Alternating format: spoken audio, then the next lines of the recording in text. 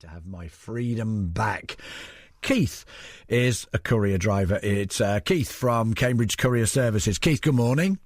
Morning, Andy. So you, like Walter, drive for a living. Do you enjoy it? Not completely accurate. I don't drive anymore. I started the company Couriers back in 20 years ago. Oh, right, so you're not behind the wheel now? I'm behind the desk, I'm afraid. Oh, right.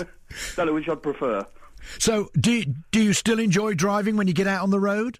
Yes, but not in this country.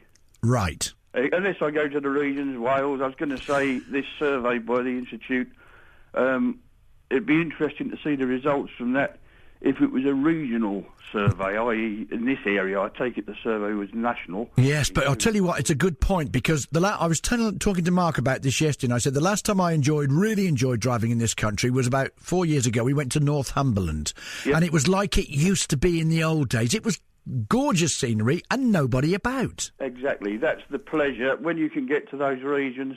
Wales is one of my favourites because it seems like you're the only one there. It's beautiful.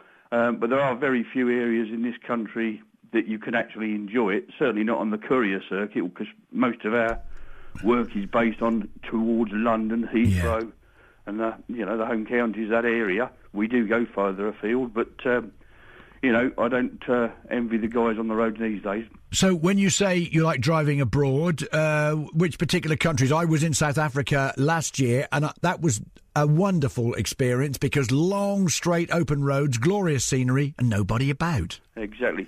Now, we go annually across either the Alps. We're heading down to Portugal in the spring in a motorhome. We've got a motorbike. I've been riding a motorcycle for 38 years. Yeah. I very rarely ride that these days. I'm not, I hasten to add, I'm not one of the guys that races around with the multicolour leathers and all that. I'm into touring. I don't do it that much these days because unless I'm going on a ferry across the water, it's no fun. So we take the motorhome now with the motorbike on the back on the trailer and go to another country where it is fun, and it brings all those pleasures back.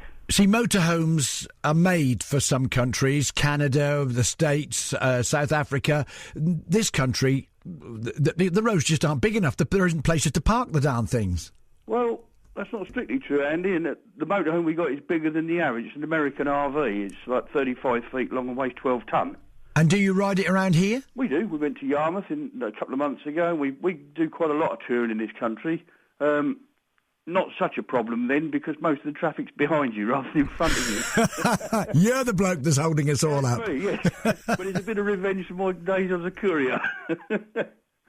But, it's a mixed pleasure then. Round here, on a daily basis, or, as you say, your driver's going out in the southeast, no pleasure at all. But if you pick your places, you can still enjoy it. Yeah, exactly. I mean, from the courier's point of view, I do sympathise with them because in this modern day and age, our customers as well, I sympathise with them because with the modern economy, they're up against increasing demands, tighter deadlines, whether it be medical samples, factory tools, or printing proofs, whatever they are. They're under increasing tighter deadlines to get these items delivered, which puts the extra burden on our guys, and their hurdles that they're having to overcome are getting higher. Yes, of course, and that's when mistakes are made, really, isn't it? Exactly. Yeah. People blame the white van man, but they don't appreciate the position they're in. No.